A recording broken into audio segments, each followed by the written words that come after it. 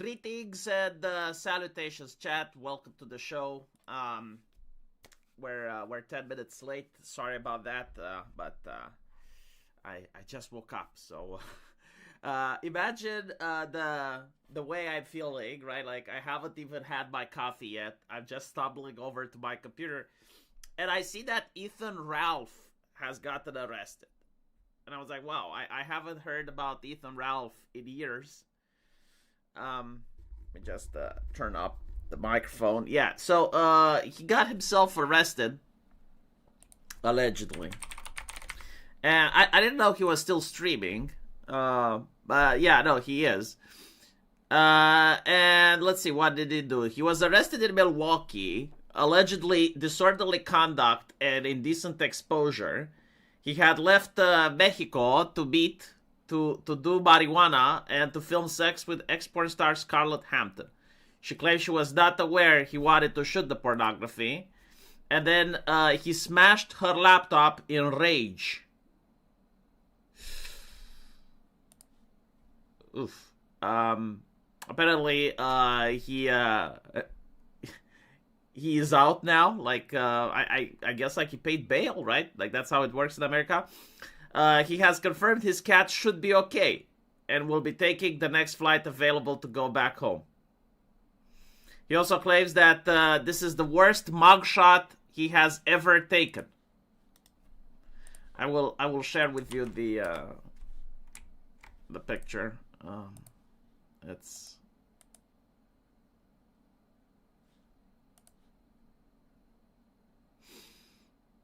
I do have to agree with him. I do believe it is the worst mugshot that he has ever taken. But still, you know, it's interesting when you're comparing mugshots. Like most people don't even have one. Well, I mean, I guess like some people, like the president of the United States, has one, right? So like it's not necessarily something to be ashamed of in every situation. But yes, it is definitely the worst one out of all that he has taken. That is correct. I have seen the others, so okay. Is there anyone that still watches Ralph and can take me up to date?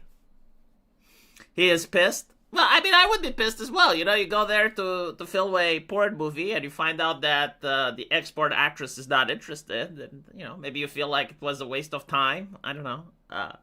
The reaction from finding out was not acceptable, however. The Milwaukee officers of the law seems to consider that, so. He did wear a suit? Yeah. I saw people got noticed by a former CIA agent. Good for her. Is that good, though, to be noticed by a former CIA agent? I would be concerned. I wouldn't say it's necessarily good.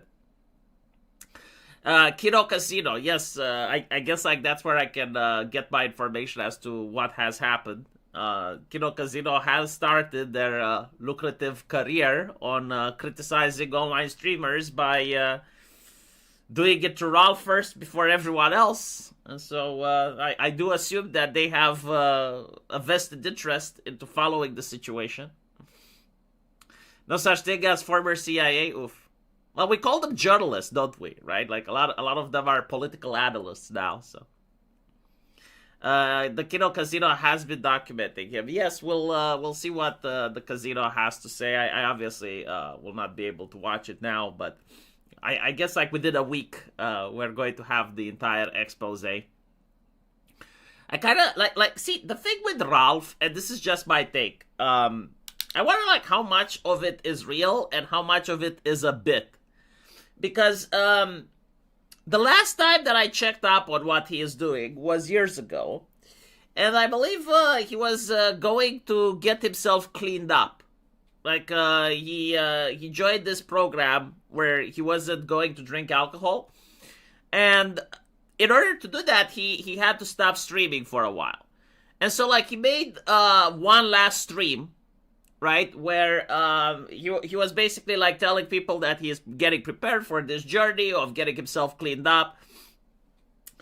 And in that stream, I found it very interesting because he actually started talking about every single person that he interacted with, including Mr. Medicare, including others. and he actually had only nice things to say about them.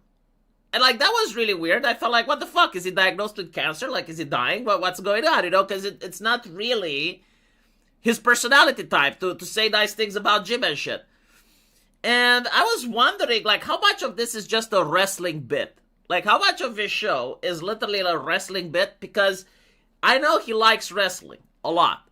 And so, like, in wrestling, you have the concept of heel versus babyface. And a lot of people, they don't like the heel, but they tune in to see the heel. And so, like, by acting as unhinged as possible, by acting as over the top and just, like, comic book evil, I think, like, maybe this is his idea of having business, like having people tune in and view what you're doing just by being, like, as deranged as possible over the internet. Right? Like, and so, like, that stream for him was, like, dropping the act at a moment of clarity. I don't know. Like, I'm just, like, guessing. Because I found that particular stream to be really interesting. Like, him just dropping the mask and having nice things to say about Jim. It was like, what? Like, why would Ethan Ralph ever say anything nice about Jim? Like, that doesn't make any sense. He is LARPing that he hates the world. No, I think he generally hates the world. I think, like, the LARP is dialing it to 11. I don't think he hates the world that much. You know? Like, I think he hates the world on a scale of 8. And the LARPing is to hype it up to an 11. To pretend that he hates it a lot more than he does. Ralph is full of drugs, alcohol, pills, and living in a mental case in Mexico with a broken knee. Yeah, I know. I'm not saying he is. The thing is, though, the story of Ralph is actually pretty sad. The man basically managed to launch himself into public visibility during Gamergate by having a website. In an era where everything else was censored, he actually had the blog. And he had quite a big community. And then he gets himself arrested for punching a cop. And so he disappears from the online space for what was, I think, a couple of months. And during that time, people actually liked him. Right? Like, they viewed that the cop incident was a mistake, that maybe the police officers were wrong. And so when he came back on the internet, he was extremely popular. Like, literally, everyone liked him. I remember, like, at the time, I was a lot bigger as well, and I had him on my channel, and we discussed. And he seemed like a nice guy. Like, we talked about his time in jail, how difficult it was, you know, like, just average, normal stuff, and people enjoyed that live stream. And so he then decided to launch his own show, and it was amazingly successful. It was like the easiest thing he had to do. Basically, he would have 2 guests on, and he would just shut the fuck up and allow the guests to talk. And he would make tens of thousands of dollars. Like, I remember he had a stream where he was raising charity for a children's hospital. And he made like 20 grand or some shit. Right? Like, again, this man was swimming in success. And it wasn't like other content creators that they have to come up with a script and an idea for a video. And then they would have to edit. And then they would have to just, you know, be entertaining. Like, no, he didn't have to do any of that. Like, literally, all he was doing was getting, like, 2 people on, allow them to speak, just shut the fuck up, and make money. That's it. Like, that was his job. That was literally it. And so, he actually has a falling out with his co-hosts. He gets into controversy. You have, like, the white nationalist purge that happened on YouTube. And I guess, like, he didn't see it coming or didn't care. I don't know what took place, but basically, he got banned from YouTube, so he went to another website. It was a Kick at the time. I forgot what they were calling it, but that's when it started happening. Like, but like, even when he went on this other website, he was still making a lot of money. Like, there were still thousands of people watching, and so all he had to do was to just not have a fallout with his co-hosts. That's it. Just like, start the stream, let people talk, don't interact too much, and make money. But no, like, he couldn't do that, right? He gets himself involved into various controversies. He does the whole revenge porn thing. He actually gets into trouble with the parents of that chick, and the parents of that chick seem to have been connected, right? And in the end, like, he ends up being in Mexico. And I'm thinking, like, how do you get from being the luckiest person on planet Earth, from coming out of prison and you lost weight, you're not tempted to drink booze anymore because, like, you've basically been into prison rehab, and you're making tens of thousands of dollars by doing, like, the easiest job in the world, like something that many people would kill for, and you go from that into being alone in a shack in Mexico and being harassed by people online from a community that you cultivated. It's, like, pretty sad, isn't it? Right? And so, well, I mean, I guess this is where we're at. Yeah, it's like a really big ego, I guess. But it's like a very self-destructive thing. Like, I haven't seen people self-destruct like that, you know? Like, usually people with big egos, they don't get these opportunities. Like, life doesn't throw them an opportunity to make, like, tens of thousands of dollars a night just by opening your computer and streaming to the internet. Like he had a possibility of making obscene amount of wealth and then just investing them in a business. Because, like, there's other streamers like that to be honest, like, for most streamers, like, you're not going to maintain a level of success forever. Like, you're going to eventually run out of steam. And so, like, look at my channel. You know, we used to have, like, 600 viewers per night, every single night. Like, I could start the stream at every hour a day, and I would have, like, 500, 600 people watching. I would make around $200 per hour. And then, you know, like, it's normal. It just goes down. But, like, other streamers that were more successful than me, like Asmongold level, Ethan Ralph level when he was popular, like, they put some money on the side and they start the business, right? Because, like, they know that the streaming gravy train isn't going to run forever, so. Anyway, you see the news from Michigan. Just sent you the news article in DM. Suspect not mentioned. Okay, hold on, let me check. Is this what we're talking about?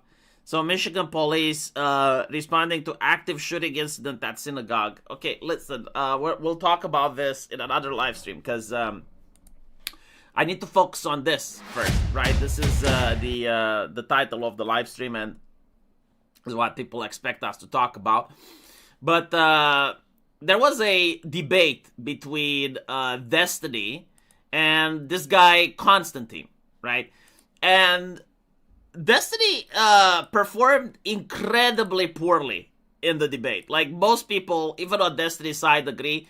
One of the most memorable moments, just so you can understand how bad Destiny was doing, is that he was presented with the fact that the United Kingdom Air Force refused to hire white men as pilots in order to meet impossible diversity quotas. And Destiny just dismisses this out of hand, just like says it's a lie, like, no.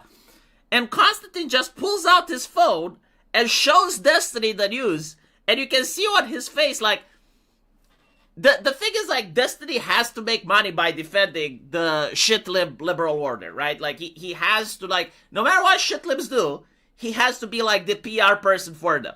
I'm not saying that he may actually be paid by politicians or anything like that. I am saying that this is what his community expects him to do.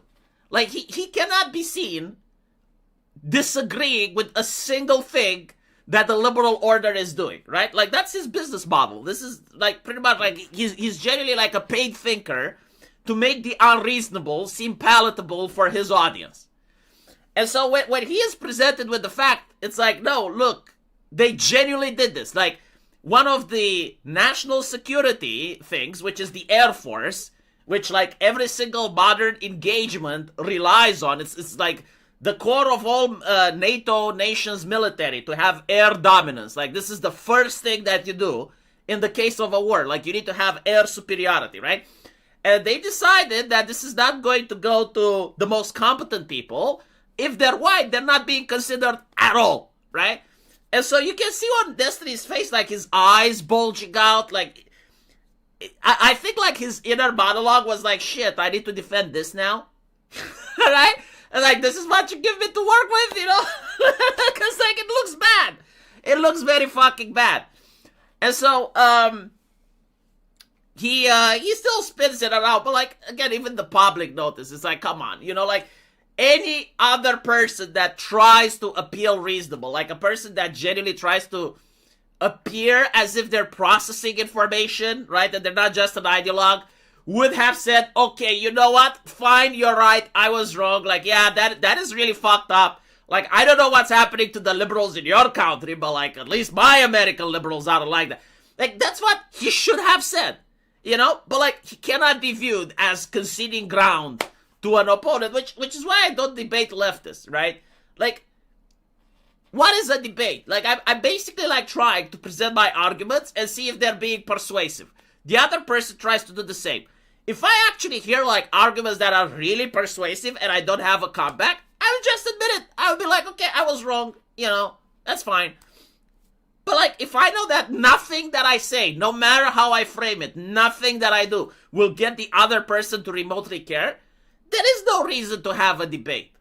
Like, there's no point, right? Like, that person, it's not that they made up their mind, it's that they're not even interested in the conversation, right? And basically, like, this is what people notice with Destiny. So, the debate went poorly for him, but, like, you have one of Destiny's fanboys basically fantasizing about assassinating this guy and then comparing it to the Charlie Kirk assassination. It was the most ghoulish thing that I have ever heard, and I want you guys to hear it as well. From the Charlie Kirk killing. This guy was sitting mere feet away from Konstantin Kisin during his debate with Destiny. When you hear what he has to say, it is scary to think how this could have gone. I was like fucking locked onto his eyes, and he kept like glancing down at me and then like breaking eye contact. Because I fucking hate the guy. I was just like, I wanted to kill him. I stumbled upon this stream when I was... So when I hear something like that, I'm not from like the modern internet. You know, I'm not from, like, the 2026 safetyism internet. When someone says something like that, my charitable interpretation is that he is just exaggerating, you know, like, he's just venting. But apparently, no, like, the more you listen to it, you realize that this guy wasn't just venting, like, he was genuinely being serious. Like, this is not a joke, right? Because, like, this is the thing, in the era of the internet that I grew up with, people would say batshit crazy things, but most individuals knew that you are probably joking, right? It's like when you're in the schoolyard and someone says that they want to fuck your mom. Like, you don't actually imagine that they're going to try to break into your house, go into your mother's bedroom, and just fuck her, right? Like, it's just a figure of speech. It's a way of insulting someone. It's a way of venting. That's what I would think. But then I realized that, no, like, apparently in the 2026 era of internet, when you have, like, all this safetyism, usually if a person says something like that on the internet, it's probably because they're genuine. Like, they genuinely want this to happen. And as we're going to see in this video, the guy goes in very minute detail, like how he was trying to plan this assassination. I was just trying to research and understand the opposing view, and I was shocked by some of the things this guy was saying. Keep in mind, this guy was sitting in Konstantin's eye line. And I think he got distracted by that and didn't pay attention to a single thing. What I think said. Yes, it is just talk, but there is something more disturbing beneath the surface here. He's openly talking about wanting to assassinate Konstantin. This could have gone very differently. He even has a box cutter or X-Acto knife. Do you know what I should have done? Stanley Blades just fucking sprinted up onto the stage, slash Konstantin in the fucking jugular. But he wants to kill him. You can see the chat. They're all thinking the same thing, it seems. No one seems to be bothered by this. That's another thing that I've noticed with the left, right? If I was to say something like that, if Sargon was to say something like that, if anyone on the right was to say something like that, okay, like imagine Asmongold or any political commentator that's on the right, or Pippa, or whoever the fuck you want, Kirsche, the chat would not allow it. Like, you guys would freak out. Like, obviously, you know, the chat cannot physically stop a streamer from saying shit. But, like, you guys would just go like, V, what the fuck? What are you saying? Like, V, are you insane? Like, okay, stop this, you know? Like, the chat would basically not agree with the take, But I'm looking at Hassan's chat. I'm looking at leftist chat that were cheering when Charlie Kirk got assassinated. And you notice that there's like thousands of people encouraging it, glorifying it, cheering it.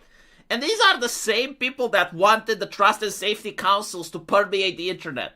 These are the same people that, like women are in danger, misogyny. We need to ban racism. We need to ban sexism. We need to ban jokes. We need to ban jokes. And it's like, okay, these are the same people that are agreeing with this type of rhetoric, right? Like, remember when AOC was like, oh, Ted Cruz, he's the assassin.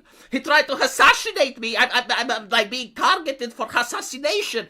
And all the leftists were like, oh my, what is our nation becoming? Oh, our politicians aren't safe. And this is what they're doing. And it's not the first time that I see it, right? Like, this is just like the recent event. But like constantly like demands for blood and demands for like murder and shit. And it's not one person that's insane, because like I can understand that. But when you look at the number of likes, the retweets, the engagement, the thing is, like, I used to say, I wish I could do what Hassan does, right? Like, I wish I could be a cheeky little shit on the internet and just not have my videos taken down, just not have any repercussions for the shit I was saying, because then I could actually be more entertaining. Then I could actually have more subscribers, okay? But even I wouldn't go this far. Like, I would watch a video with Hassan and talk about how I fantasize about assassinating him. Because at the end of the day, he's just a political commentator. He's just a political commentator, right? Like, he's not a tech mogul.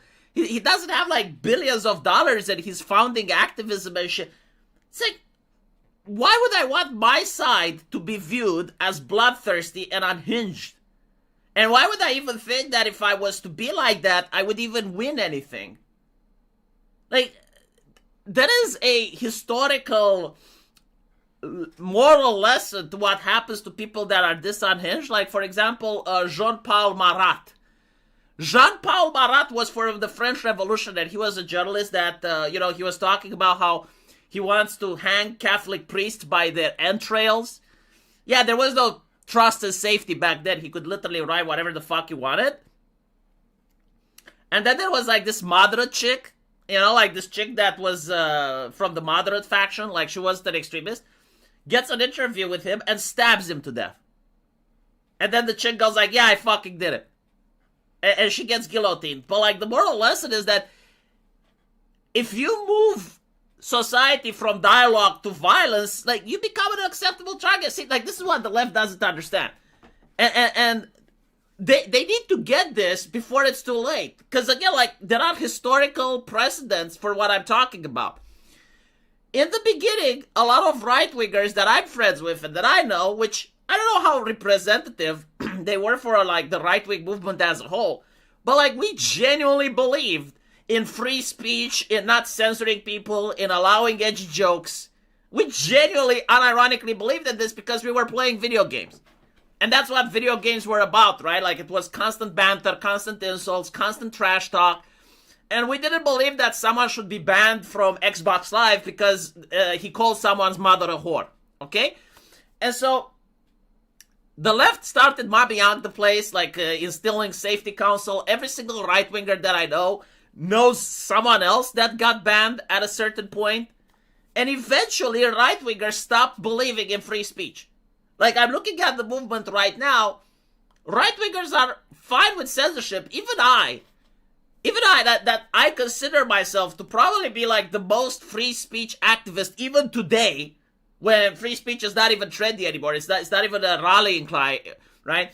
But even today, I still think that out of all the content creator, I'm probably the most pro-free speech guy you can find. Even I now have limits. Like, even I believe, yeah, if a person advocates for censorship, then it is a moral duty to get that person censored.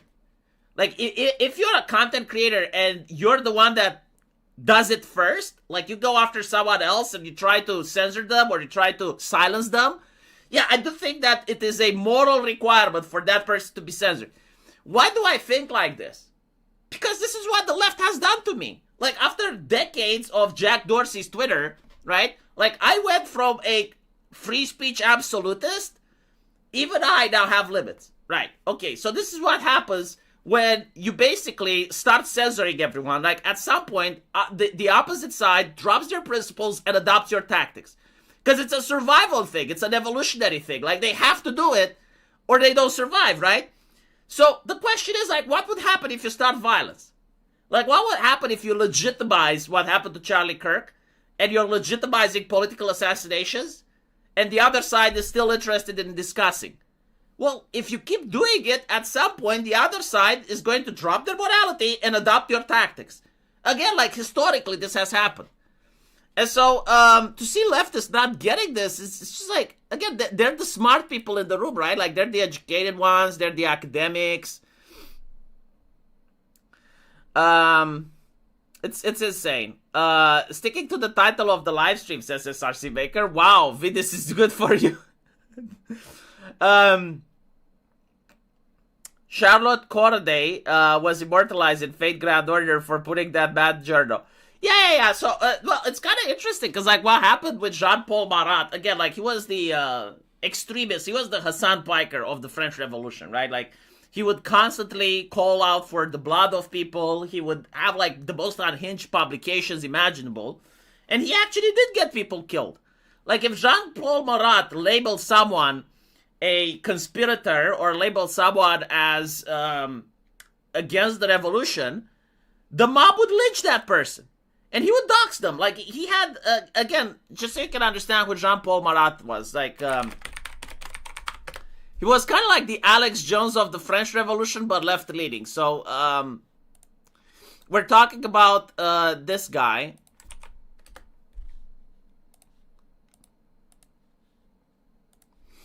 And he had a paper called The People's Body, L'Ami du People. So, yeah, the people's friend, basically. And in that paper, he would write, like, the most unhinged, bloodthirsty articles you can imagine. Again, like, as I mentioned, strangling priests from a lampshade with their entrails, right? Like, that's the thing that he would write. He would dox people. He would literally name names and where they live, knowing that the mob is going to lynch them. And so, he did this constantly. And he had this skin condition. Apparently, his body would put him in a lot of pain, right? Like, his skin would go red, and he would scratch himself constantly until blood would come out. And he had this medicinal bathtub. Like, he would actually sit in a bathtub in order for his skin to heal. And that's where he got killed. And there are, like, now in France, you have, like, these statues with him in a bathtub dedicated to the memory of Jean-Paul Marat. But again, like, basically the way he got killed is that during the French Revolution, you had the Jacobins, like the extremists. You had the aristocrats, the ones that the revolution was targeting. And then you had the moderates, like people that were like, do we really need to kill the monarchy? Like, can't we just, you know, make a constitutional monarchy, like keep the king alive as a symbol and, you know, like maybe not guillotine so many people, like maybe we shouldn't be extremists? And these were the ones that Jean-Paul Marat was targeting constantly. Like, he wasn't going after the aristocrats. He wasn't going after the left. He was going after the people that were advocating common sense. And they were trying to keep the bloodshed a little bit lower and just be like, hey, come on, like, we can't govern a nation through terror. We can't kill everyone. And this is the exact type of people that Jean-Paul Marat called for the death. And so you have, like, a chick, one of the pacifists, right? Like, one of the people that were like, maybe we shouldn't guillotine everyone. You have this pacifist chick scheduling an interview with Jean-Paul Marat and telling him, it's like, oh yeah, I have like the names of some moderates that I can share with you. And as he invites her to his house, she stabs him to death. And of course, like, the leftists now treat him as this huge political icon. Like, there's monuments with him in a bathtub and shit. The man was unhinged. Like, anyone that reads his publications today realized that if he was alive now, he would have made Hassan Piker look like an angel. Like, this is the very definition of the face of stochastic terrorism. But the idea is, right, like, he constantly attacked the centrists. He constantly attacked the people that didn't want blood. And eventually those people dropped their morality and adapted his tactics. And they were like, okay, well, his tactics actually work. And if we need to survive, we have to do them. And you have like this lady, which again, like women being assassins like with a knife is very rare, historically speaking. And not only does she assassinate him, but she stays there. She admits she's done it. She's like, yeah, I did it. Yeah, punish me. I don't care. Like, I saved lives. This is exactly how she framed it. She said, I killed a man to save 1,000. And she went to trial, and she had like this Chad yes face on her. Even to the jury, she said it. Yeah, I'll do it again. No, I don't regret it. I like, even if he was alive now, I would do it again. And she gets guillotined. But still, right? It's interesting to see like human psychology. Like, if you take someone that just wants to be left alone, and you harass them long enough, where you take someone that has a moral framework and certain lines they do not want to cross, and you play Joker to their Batman. Yeah, Batman snaps in real world. You know, like in reality, Batman would actually snap to the Joker. The Joker would have made his point. Calling slander and stochastic terrorism free speech is a bit like calling fraud speech. There is a crime that the speech is used to commit. Yeah. It's it is what it is. It does look like Destiny. Let me see how she looks like. Like she actually does have like that shot jawline. So Jean-Paul Marat assassin. There's even paintings of her doing the thing. Okay, this one is a artistic representation, but let me see if I can find the actual historical portrait, because like again she was an aristocrat. Well, she was the daughter of a small noble family basically, and so there are paintings of her available. The thing is, like, I forgot her name, because she does appear in some portraits. I don't know if I'll be able to find it on Google.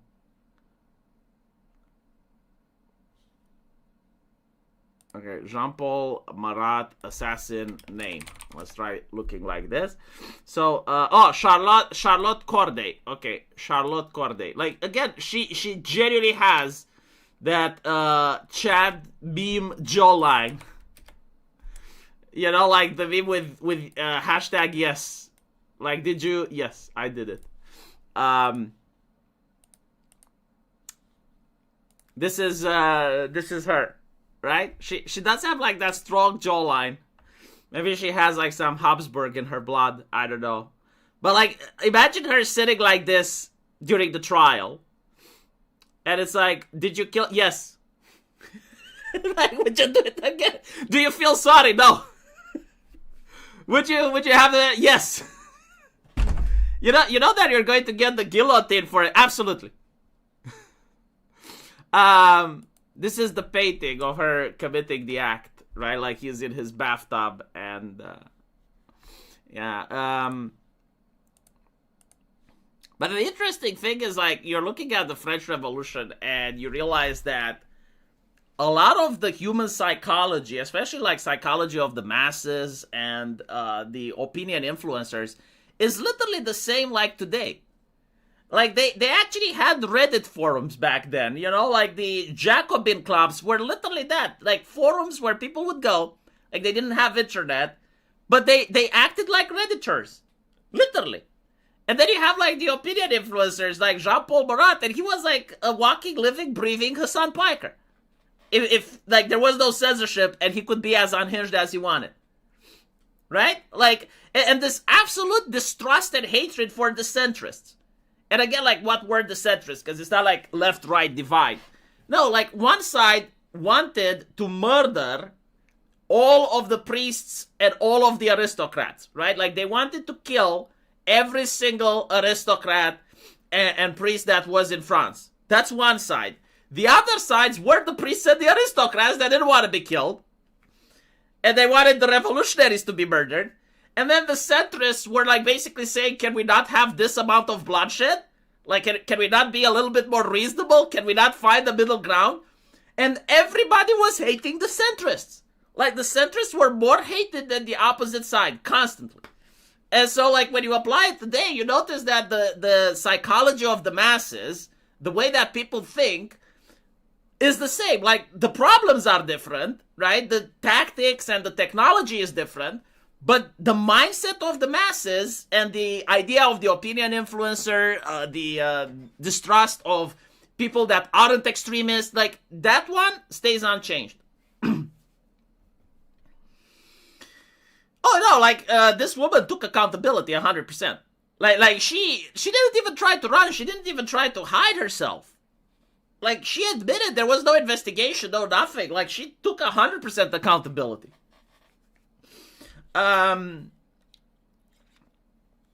Anyway, right, let's look at the remaining video that we see here, because I got a little bit distracted with Jean-Paul Marat, but listen to this. Because it has become so commonplace. He knows he can do this. YouTube's not going to do anything. Done. Sorted. Prison forever on the one hand. Prison forever on the one hand. And then I should have gone. Then I should have gone woke jihad. Woke jihad. I should have gone for the white race or something. I don't know. You could say, oh, okay, well, he just... So basically, like, this leftist is talking about martyrdom, right? Like, this is what he is saying. Which is insane, right? Like, he's a young boy. I'm looking at him as a 40-year-old man. Like, for me, he looks incredibly young. And he's willing to throw his entire life away. Like, I don't think he understands what prison for life means. Like, imagine you do something today, and like 30 years later, you're still in prison. You probably have like completely different moral framework. You probably are a completely different person. Because, like, let's be honest, 30 years changes a man. Like, you're a completely different guy after 30 years. And you're still in prison. You're still being punished for what you did. And to see a person that's willing to throw their life away over a political debate, like, it's so wild to me. It's absolutely wild. And I have to wonder, like, who did this to him? How does a young man become so radicalized when he is surrounded by wealth? And I'm not saying this as, like a person living in the first world. I'm saying this, like, when I was in the 90s in Eastern Europe, like, to see someone that has a computer, that lives in a house with AC, like that is, like, so many amenities, and he is having, like, such a good life, and he is not being appreciative for the things that he has. Like, that is not enough. He wants to throw it all away for just hearing a guy disagreeing with him. Because, like, let's be honest, like, Constantine is not like a politician. He's not a billionaire. Like, his assassination wouldn't change anything. But, like, this guy genuinely wants to do it. Like, he's this bloodthirsty. And it's about sending a message. It's about showing, it's like, look, left-wingers, like, we lost the argument. We can't argue. And we're not interested in arguing. It's going to be our way or violence. And let's see if you guys have the balls to stand up against us. And there were, like, movements in real life that actually behave like this. We call them fascists. Like, that's why fascism was unpopular in Europe. It wasn't because the arguments that Mussolini made. It wasn't that Mussolini was a very convincing and persuasive individual with his Socratic methods. No, it was that if you were against fascism, they would shoot you in the street to make a message. And then Mussolini would say, yeah, I don't care. I don't care. And that was pretty much like how he took power.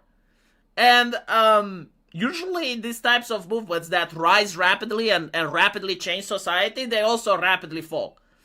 Movements that are slowly creeping, like look at the woke ideology, right? Like the woke ideology was slowly creeping over decades in the academia, in various institutions. These ones are very difficult to uproot. The same with environmentalism and feminism, right? Like very slowly they creep inch by inch. Meanwhile, movements that spring up over the day and they reform society, like the transgender movement and stuff like that, those die out really fast. Like those die out just as fast as they came up. And so now we see that the left is just like slowly, very slowly normalizing violence in politics. And that is very scary, to be honest, And when I say normalizing, I mean like the assassination of Charlie Kirk. Like all you had to do was to go on Reddit, was to go on Twitch in Hassan Piker's own chat, and you would see how they were glorifying it and justifying it. And now you see shit like this, and it's not the only one. Like, you go on Blue Sky, right? People call it Pedo Sky. But I don't think, like, pedophilia is what's going to be what Blue Sky is remembered. It's like this type of self-radicalization to violence that they constantly do. Worded that poorly, it's just an expression, but he takes this much farther. Then he gets into, based on what happened to Charlie Kirk, this is what I have learned when it comes to how to kill conservatives. No, I feel like my genuine psychopath thought that I've learned from the Charlie Kirk killing is, if you are going to assassinate a political target, then try to reduce the gore as much as possible so people can't sympathize with the bastard who's getting it. So you'd have to go up with like a cape and like cover him in a cape and do it cleanly under there, you know, like a. Again, I speak with a lot of right wingers, chat. I debated against white nationalists. I spoke with a lot of individuals. None of them was this unhinged. Like, I can't find individuals. I'm not saying they don't exist. Like, I'm pretty sure right wingers have their own psychopaths as well. But I have not interacted with any. I haven't seen any like that. It's eye-opening. It's eye-opening. And the reason it's eye-opening is not because, like, the left has a person like this. Is that they all like, comment, and subscribe. Like, people are cheering, glorifying. Like, there is a VTuber chick, okay, on Twitter right now. And I think, like, she doesn't believe that men can become women, and she's not okay with mass immigration. And the left is absolutely horrified, and they're in a meltdown. It's like, how can we allow this? How can we permit this? And they're pearl clutching, right? But why don't we hear about this guy? Why isn't the left condemning this guy?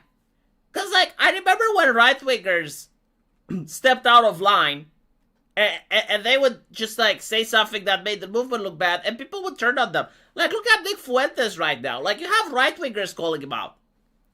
You have right-wingers that are upset about the way Mr. Fuentes is behaving. And they are speaking out against him. The left has no quality control whatsoever. Like, they genuinely allow any type of unhinged individual in their movement. As long as he's, like, against conservatives, it's fine. And, again, like, they think this is a good idea because, like, it makes sense mathematically, I guess. But this is not how you win the culture war. You know, like, using fear and terror, historically speaking, just doesn't work. You need to also offer something to people.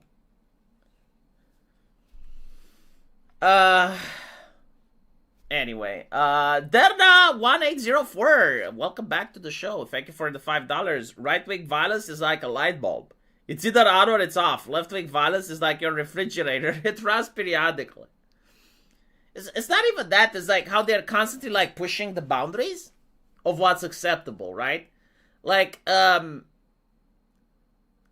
basically, in 2016 era, internet, just wanting to punch someone for having an opinion was considered low class. It was considered the other person, like, being unhinged and a keyboard warrior. The idea, well, no, actually, hold on. Like, the idea of ruining someone's life over an internet take was so unfathomably out of decorum that right-wingers, like, they would police themselves. Like, I remember when Internet Blast Sports came up, the accusation against Sargon of Akkad was that he was trying to censor his political opponents. And by the way, he wasn't. But that's what he was being accused of, right? Like, right-wingers accused other right-wingers for trying to censor political opponents. Because, like, the idea of cancel culture at the time was so outside the norm that most people wouldn't imagine anyone doing it. And then the left did it consistently until the right did what any type of group under attack does. They put aside their morals and they adopt the tactics of the enemy. It's a survivalistic. Like, every single group throughout society, they will do this. I mean, look at Christianity, right? When Islam was constantly attacking the Eastern Roman Empire, Eventually, like Christianity put aside their morals and adopted the tactics of the enemy, and they started launching crusades. And like this is just part of human nature. Like no ideology, nothing can restrain that from happening. If you have like a group of people and you use their own morality against them, eventually they will drop their morality and just adopt your tactics, without exception, every single time. And this is why it's a bad idea if the left continues to do this, if they continue to glorify assassinations and shit.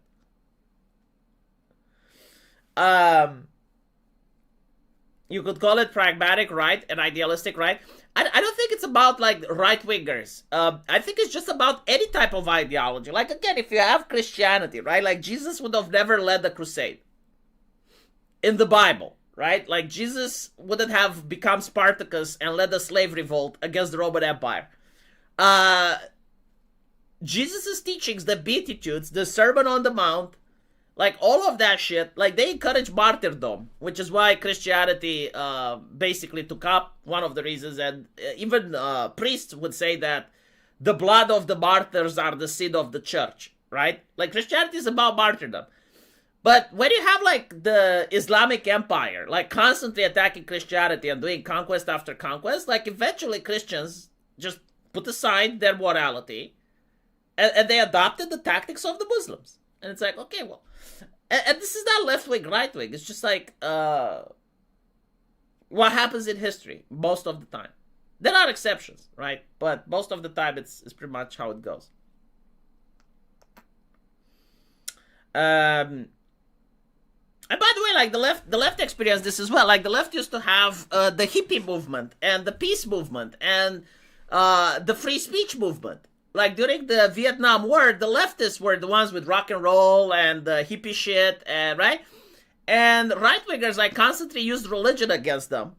They constantly attacked them and persecuted them and persecuted their hobbies. It's like, oh, rock and roll is the devil's music. All hippies are a bunch of communists, blah, blah, blah, blah, blah. And eventually, like, the left put aside their morality and adopted the tactics of the people that were persecuting them. And they created the woke ideology, which is very religious in nature. Like, it as we saw with that young man, it has the martyrdom seed planted in it. I think a way to prevent the kind of snap is to increment rules where you don't completely to the principle. No, I don't think you can prevent the snap. I think, like, most of things in history are based around incentives.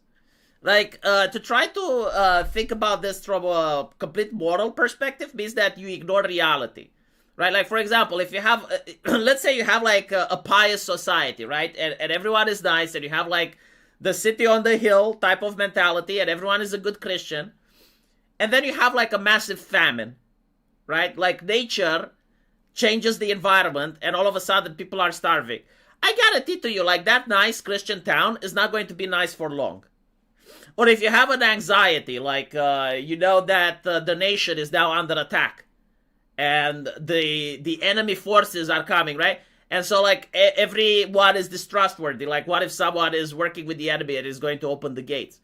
Again, like, a lot of things that happen aren't because of, you know, like, the morality that people have isn't necessarily logical or emotional. Like, sometimes it's also built on the environment. Like, things that are outside of human control. And the masses of people act based on incentives, and they also act in their self-interest. Yeah, giving people the right incentives is what shapes behavior. Milton Friedman actually said this, and it's very interesting. You do not win by electing good politicians. You win by making it profitable for bad politicians to do the good thing. So, like, the moment you have a financial incentive for bad politicians to do the right thing is being done. Like, for example, free speech, right, in the United States. Why is it in the Constitution? Well, it's in the Constitution because by championing it, the American founding fathers managed to raise an army on their side. Like, it was such a big promise that many people were willing to risk their lives in the Revolutionary War just so that their children can live in a world that's unlike everywhere on Earth, and you can actually say whatever the fuck you want. So it was profitable for politicians to advocate for it, even if they believed or didn't believe in free speech. Though, to be honest, though, like, the American founding fathers were something else, right? Because, like, America had its own French Revolution, but it actually worked. And it worked because George Washington, when being offered the crown, he basically said, no, I don't want it. I don't want to be King Washington. And so when you have like individuals that aren't interested in power, like that's very rare in history. This is why I keep telling people that instead of whining about their politicians, they should vote correctly and make the politician interested. I think it's not about voting. Like, voting is important in a democracy, absolutely. But it's also about culture. Like, why did the left win? Why did the woke manage to win the culture war? They didn't win just by voting. Although, like, voting was... Well, actually, no, hold on. They actually lost the voting. So, the woke ideologues, right? Like, they didn't manage to get Hillary Clinton into office. And despite Trump winning, the woke still won. Like, culturally, right? Like, during Trump's first president term, if you guys remember, the censorship on the internet happened. Conservatives were being oppressed, and this is despite the fact that you had the president in the White House. So, like, why did that happen? Well, the woke understood something. It's not just about voting, it's about how you spend your cash. And so, like, for the woke, if you had a business and you fired the gay guy, they would consider you homophobic and they would boycott your business. If you had a business and you fired one of their activists that was a woman, they would consider you misogynist and they would boycott your business. And the boycotts worked. Like, the left, if they targeted Chick-fil-A, eventually, like, Chick-fil-A would cock and they would basically say, yeah, you know what, we're progressives now. Like, corporations were terrified that if they don't please the woke, they're going to end up with their social media on fire. And if you're a coding company and your social media is on fire, you have problems recruiting people. Because, like, no young individual that comes out of a university in America wants to join a company whose stigma can affect his future job opportunities. And so this is how the left managed to dominate, right? Like, culture. It's not about voting, it's about purchasing power. How you spend your money, like, do you support the companies? Do you support the political activists that you like, right? The right is actually doing this now, which is why it works. Like, right-wingers in America push back against trans ideology, not because they got Donald Trump elected, not because they voted for the right guy, but because they, like, simply refused to buy Bud Light beer. They just by boycotting a beer company, they have successfully managed into terrifying the corporations. And then they boycotted Target, and then they boycotted a couple of others, and corporations immediately got the memo, and for the first July ever, I didn't see a single rainbow flag. It's not because Donald Trump got elected. Like, if Donald Trump got elected, then right-wingers would have still continued to support companies that hated them. Nothing would have changed.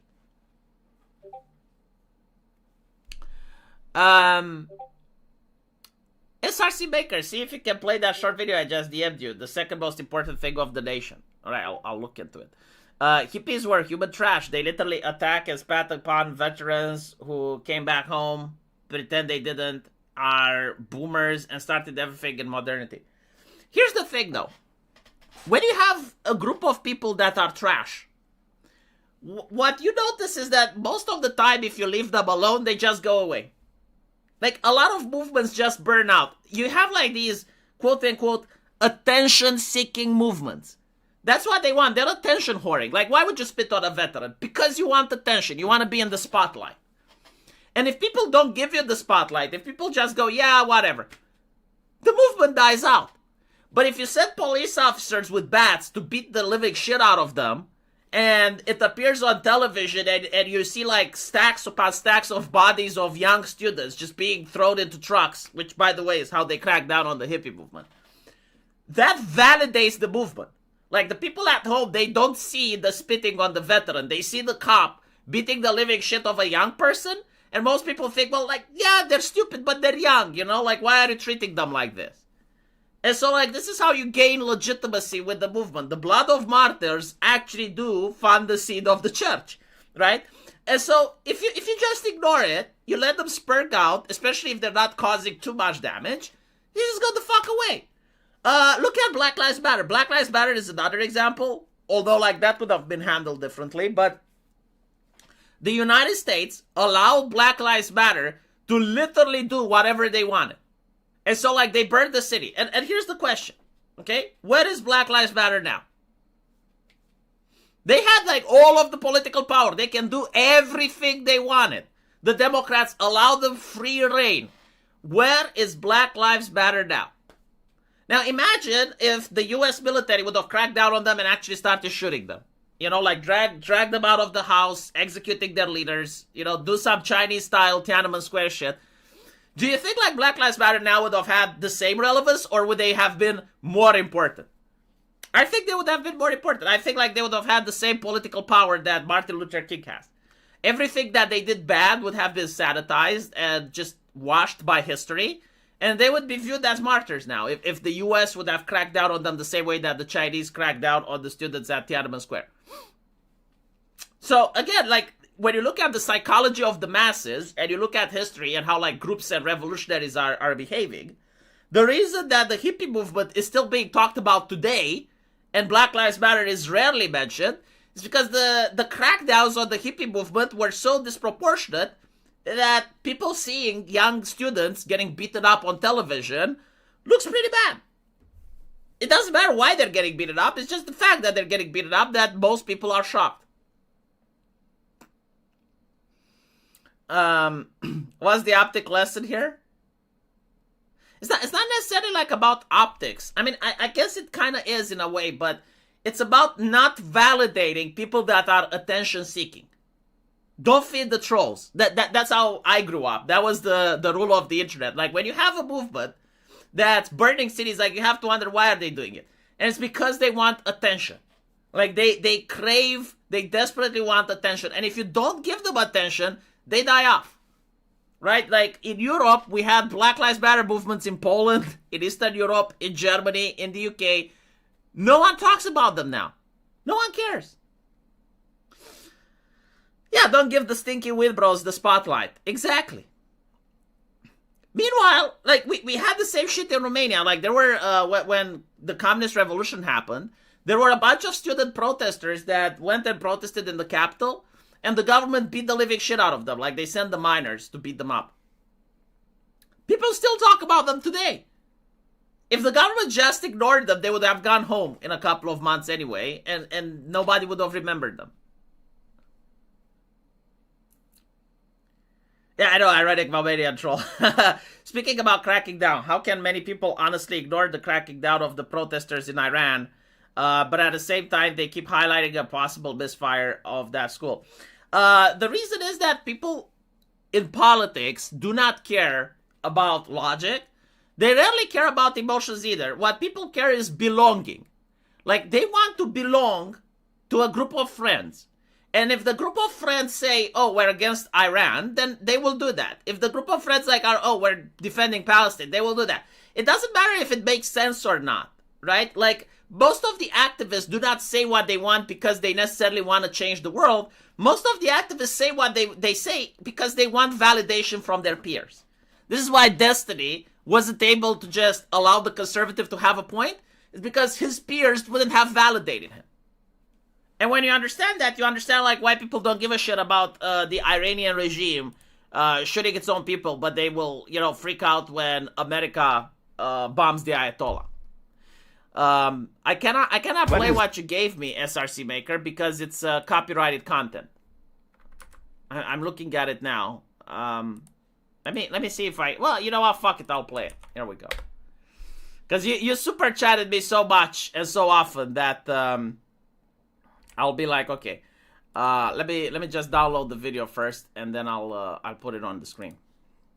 What is the second most important principle of?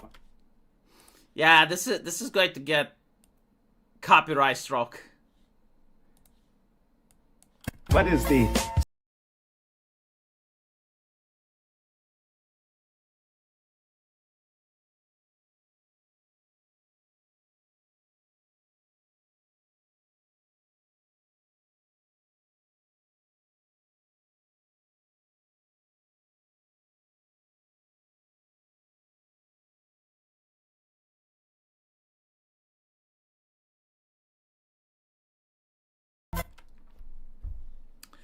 To be honest, you know what's fascinating? America having guns is not really that weird. I mean, if you look at medieval England, every single peasant, right? Like every single peasant was required to train with a bow 1 day a week. Like, that's insane when you think about it. It's not that the government would want you to have guns. No, the government demanded that in a medieval society, you have the weapon that can kill a knight, and they demanded that you have it and you use it constantly. Okay, this is why, like, England rarely had tyrants. They had some tyrant kings, but, like, very rarely, because, like, they were legitimately afraid of their population. Like, they created a tool so powerful that even the nobles were like, yeah, we can't fuck with the peasants too much, or if we do fuck with them, it has to look legitimate. And so when America does it, and they're like, yeah, everyone should have guns, like, even for European standards, it wasn't, like, insane. I mean, the French had guns, right? Like, during the French Revolution, after they stormed the Bastille, their citizens had guns. In Europe, there's not a lot of examples. Romania itself, like, Romania before World War II had guns.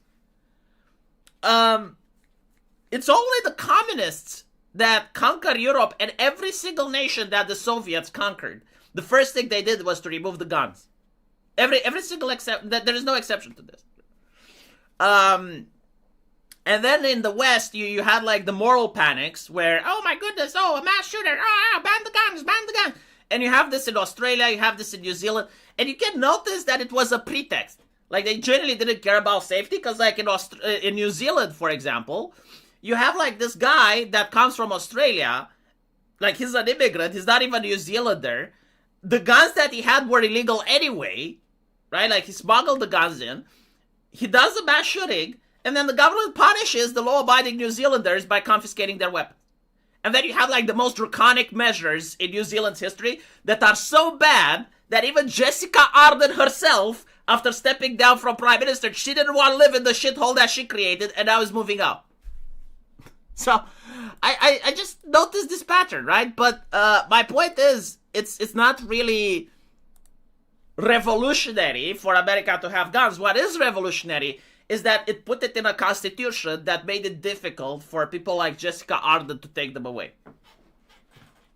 Right? Like, a lot of, and you can notice just like how the Democrats are salivating at the very idea of taking away people's guns. And the only reason they can't is because of the Constitution. If that's got a copyright strike, it was so worth it. I mentioned this to a British coworker of mine that before all the peasants had to bring their own weapons to fight wars on behalf of the kings. Yeah, but okay, listen, there's a little bit of a difference there, right? So if you look at medieval warfare, the weapon itself isn't important. Like, sure, you know, a peasant can always have like a scythe or a pike or whatever. That doesn't matter, because in medieval warfare, what matters is discipline. People moving in formation, people understanding logistics, and the peasants just simply couldn't do that. Like, yeah, you can have a peasant with a spear. Okay, great. Is he going to win against 10 men at arms that form a shield wall and they march in formation? No, he's not going to win against that, right? And so, like, the government wasn't really afraid that people have weapons. No, the government at the time would be afraid if people had discipline. And so, yes, like, they would crack down. If you went into a medieval town and you started training people into fighting with pike formation or rotating crossbow fire, yeah, you'd probably be in a lot of danger. It would be the same like giving peasants a gun.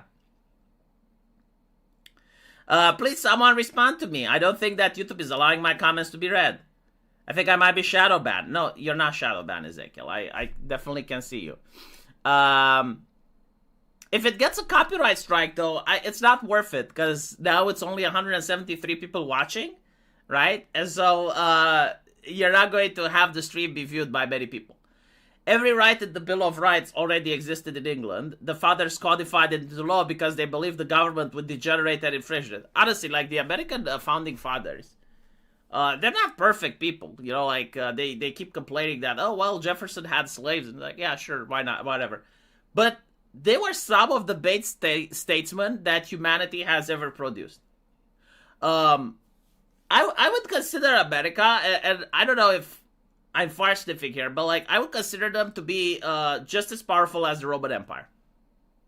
The Roman Empire was one of the first nations on planet Earth that created the blueprint for a successful civilization. Like, when you look at antiquity, what the Roman Empire had, medieval societies couldn't recreate for thousands of years. And it's not like their invention, it's like their logistical chains, their ability to carry grain from Egypt all the way to Rome, their ability to construct buildings that lasted for thousands of years. Like, even now, if you go to the Vatican, you can still see, like, the ruins of stuff that the Romans built. Like, their ability to move food, just so you can understand, like, in medieval time, if you took your peasants and you sent them fighting, they weren't working the land. And if they weren't working the land, the more you would go to war, the bigger the famine. Rome didn't have that. Like, Rome fielded legions. Like, tens of thousands of people in armies just moving at once. And the ability to feed and water every single one of them. And to maintain roads. Right? Like, Roman roads were at a standard that wouldn't be made again since the year 1700. Right? So, like, for more than 1,700 years, people didn't know to make roads the same way like the Romans did. And their entire, like, political system, right? So, basically, what I'm trying to say is that Rome was pretty much like the blueprint of civilization. Of, like, how to create a working society. The Americans, in my opinion, created probably the second blueprint on how to create a modern society. Like, their idea of removing gold from the currency, of creating fiat money, the petrodollar, the logistics, like creating supply chains that across the ocean, of waging war on three different countries, and waging war on three different continents. The idea of air supremacy, like creating entire new doctrines in human warfare. Like, it's fucking insane. And by the way, Rome and the United States aren't the only ones. I would say, like, China. China actually also created another significant milestone for human government and how to form a country. And China had no interaction with the Roman Empire, right? Like, in Europe, a lot of nations like Napoleon copied a lot of shit that worked from the Romans. China didn't. Like, China invented shit by itself. And they were the Middle Kingdom for a long while. Let's see who else. India, surprisingly. A lot of people mock Indians for what they are today. But in the past, India was, they brought Buddhism. Like, they created a world religion, and they created a lot of culture. And so, and their ability to use war elephants, not just for war, but for logistics as well, to build shit and stuff. So, yeah, like, India, China, the United States, the Roman Empire, I think, like, these are, and the Mongols as well. Like, these are some of the earth-shattering civilizations that created shit we still borrow from today. Assassin's Creed Valhalla, to its credit, made clear the awe that the works of the Romans was leaving on those who lived in the time of the game. Yeah. No, they were definitely... Yeah, I know that India and the poop emoji, yes. India was the epitome of culture back then. Yes, India, the Muslims empire, like some of them, the Ottoman Empire specifically. But they were also influenced by the Romans. Like the Sultan Mahmed, when he took over Constantinople, he viewed himself as the second coming of the Roman Empire. Roman and China did interact. Yeah, but like, back then in medieval time, they had the Silk Road, so they were interacting through various merchants exchanging hands. So, no. The only thing that Christianity knew about China was through Marco Polo. And Marco Polo basically described the land with unicorns and various wonders and shit like that. It's, again, like, people do not understand what distance meant in a medieval society, right? Like, they didn't have Zoom call to see what China is like. No European alive during that time has ever seen a Chinese ship. Just so you can understand, right? Like, the way that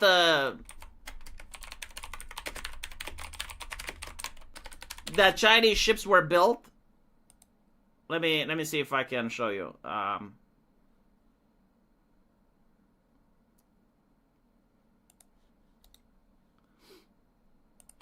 Yeah, so no European ever seen something like this. Like, they wouldn't have understood it. It's like, what the fuck? Like, I mean, yeah, they would get it. It looks like a ship, but like, what the fuck is that, you know? And then, like, China has, like, these massive ships, these walking castles on water. And that would have mind-fucked them even more. Japan as well. Like, Japan also had, like, interesting ship designs. And the Japanese castles as well. Like, Europeans would have been mind-fucked by them. And vice versa. Like, of course, a Chinese person seeing a European galleon. Or a European ship. I mean, look at this, right?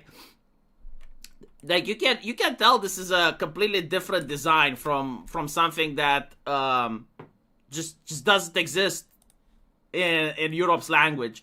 Like, you don't just have a ship, but they have like these shields where the archers move behind, and they have like this little house where the ship captain and stuff like can go inside. Europeans didn't build like this. And I think that they couldn't afford to build like this, right? Like, after the collapse of the Roman Empire, they, like, just removing a single person from the land meant that he wasn't farming. And if he wasn't farming, you were starving. So, like, you couldn't afford to build ships like this. China dealt with other problems. Like, they had civil wars and shit. But they also prospered while Europe was enduring. So they could build these archaeological marvels. China has confirmed a Roman outpost in China with Romans buried there. That's pretty wild. I didn't know. But I don't think, like, they learned from them. I don't think, like, they interrogated those Romans. It's like, how did you build your empire? Tell us. We must know. It's a dog house in the water. The Romans had more sophisticated logistic chains and siege equipment than the medieval era. Yeah. They even had, like, these things called scorpions, which was, like, battlefield artillery. Torsion weapons? What?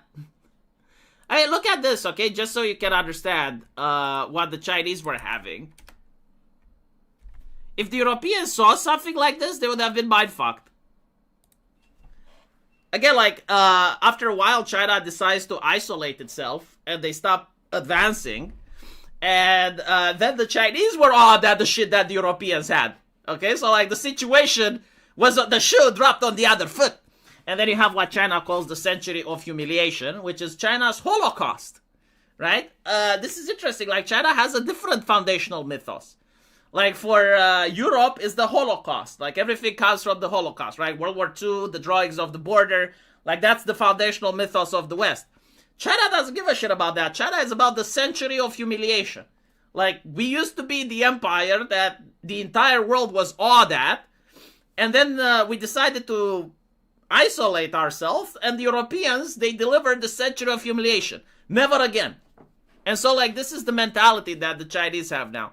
But, like, yeah, look at this shit. This is literally a house on water. Like, in a medieval time, when Venice had barges and shit, they actually built, like, flying, they built fortresses, right?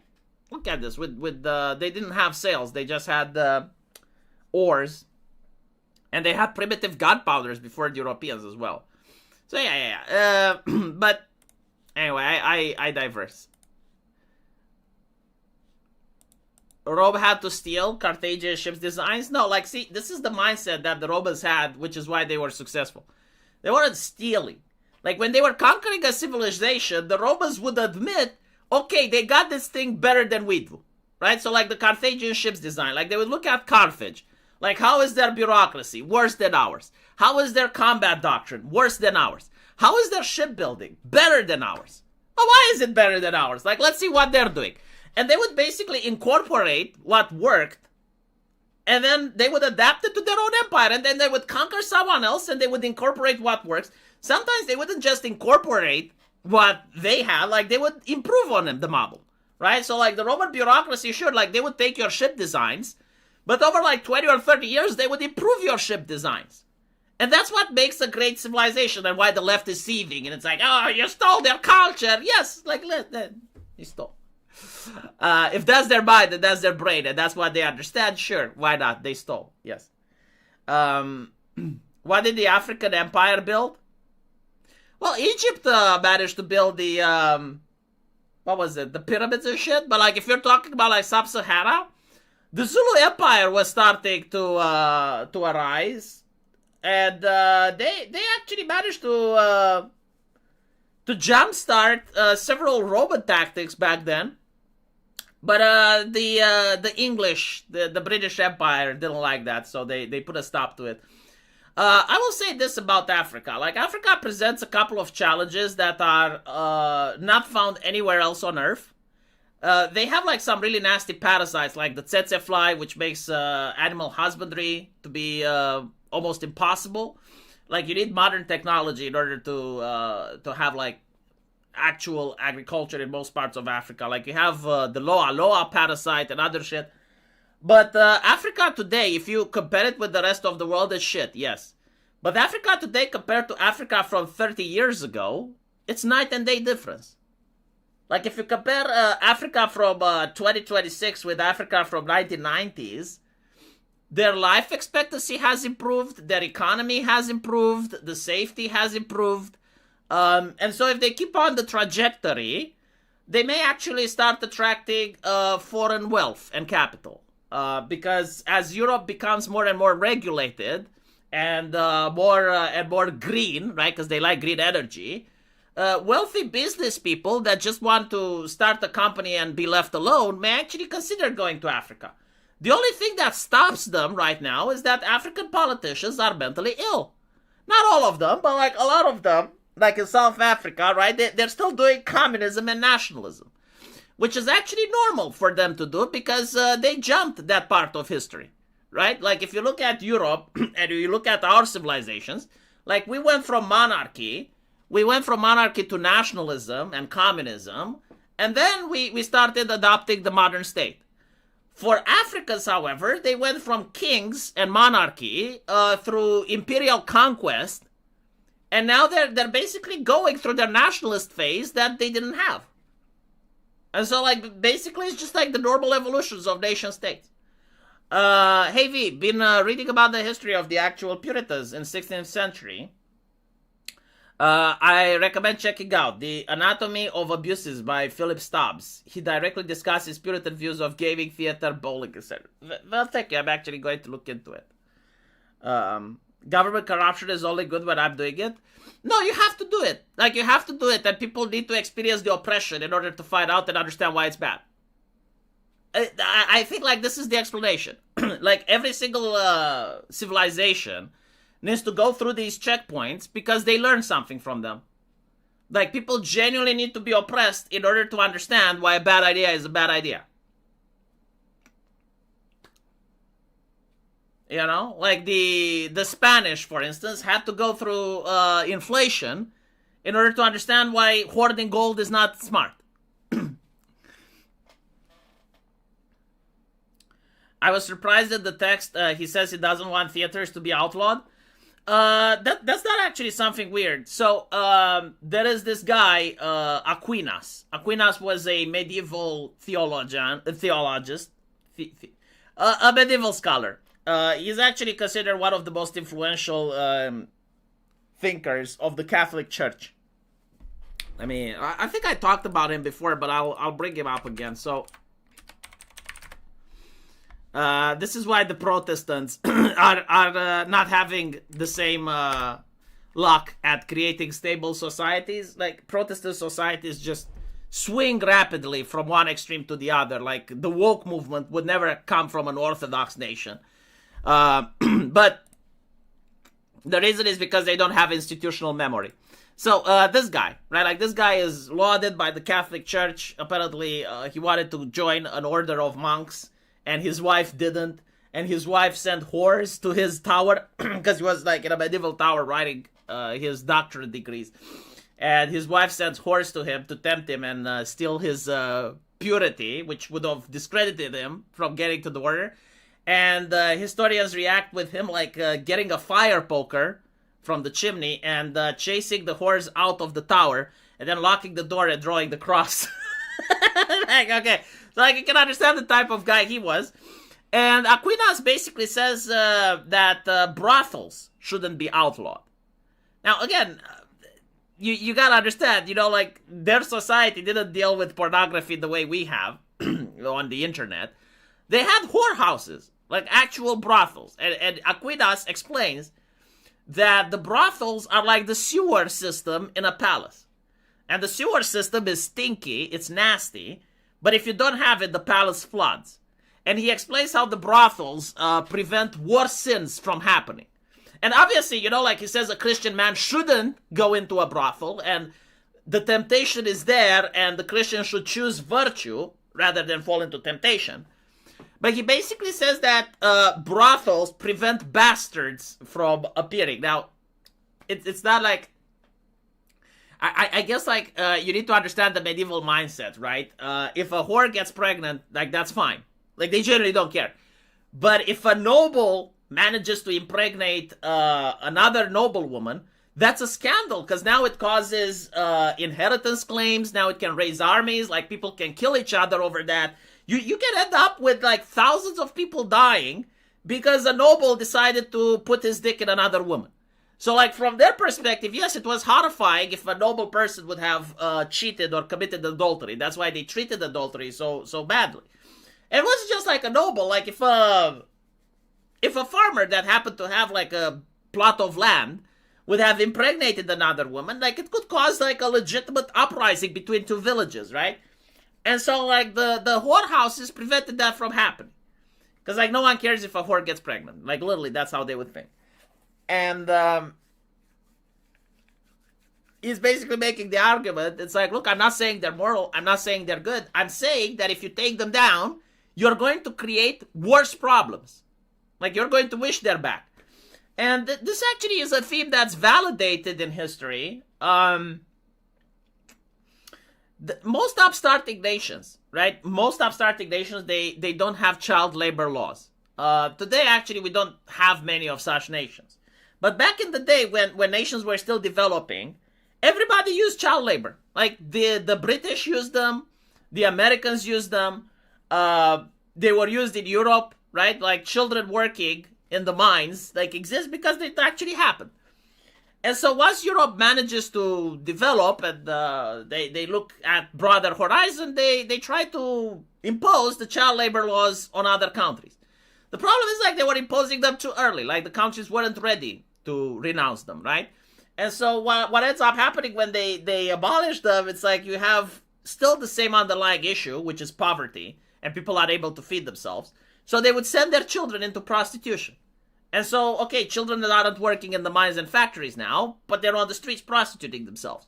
And so, a lot of people realize it's okay, labor laws are a necessary evil. Child labor is a necessary evil for those countries until they develop their ability to not need them anymore.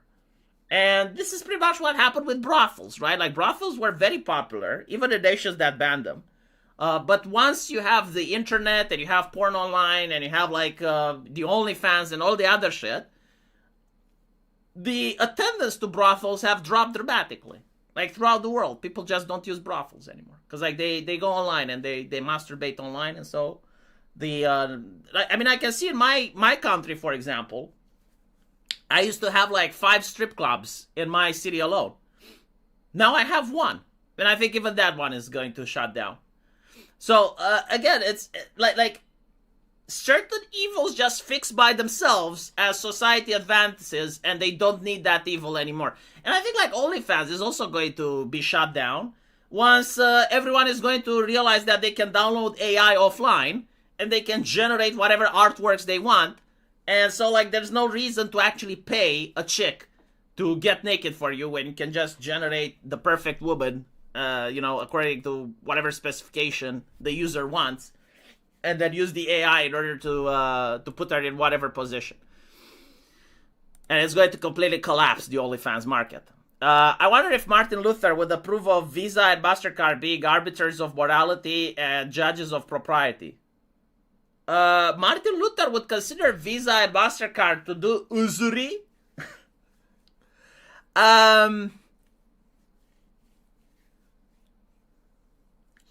Early Protestants, especially Martin Luther, definitely didn't view the world as we do it. So he was against the church taking money, he was against the indulgences. And so the idea that you would have 2 corporations that had more power than the church to regulate morality, no, absolutely not. No, I think Martin Luther wouldn't have liked Visa and MasterCard at all. He would have wanted people to go to church and choose not to buy taboo things, but I don't think like he would have expected that people should be enforced. Like he would probably view it as Visa and MasterCard takes away the free will from people, free will that God gave them, right? So I don't believe that he would like Visa and MasterCard. Check out the rap battle between Grok and ChatGPT by Fred Red Command. Also, a lot of AI songs about work technology and human achievement. I'll ask you to look at that. Yes. Keep the local businesses alive, V. Well, the thing is, like, here's the issue. I generally am not tempted into seeing a strip club. Like, the idea that I would go and spend money to see something that I can see online for free, like, I don't understand why I would do it. And I'm also a married man, right? Like, my wife is perfectly fine with me watching anime titties. Like, that's fine, because it's a drawing and it's fictional. But if I was to actually go at a strip club, like, I'm pretty sure she would be upset. So, no, like, legitimately, the entire strip club industry has been destroyed by the online space.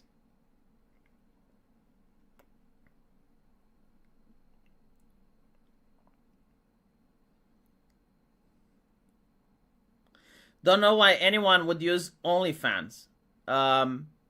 I think, well, I can think of two reasons. If you have like a celebrity, and she has an OnlyFans, like there's this thing where a lot of men just want to see how she looks naked. So that's one reason. And the other one is probably like lonely men that just want to talk with a woman.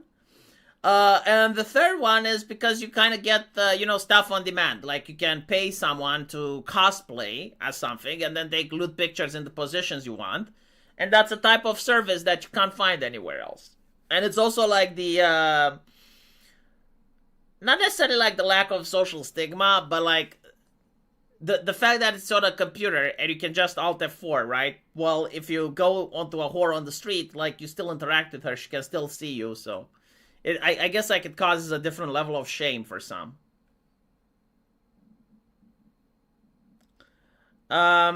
Anyway, chat. I'll end it here.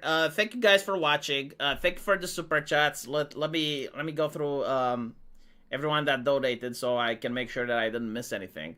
So thank you Sergeant Gunnery. Thank you SRC Maker. Thank you Derna1804 and welcome back to the show. Thank you, Frog Jupiter, and thank you, Jackie Chan, Haddison Date 4340, and I think that's pretty much everyone involved. Thank you for watching my show, and I'll see you guys tomorrow. Take care.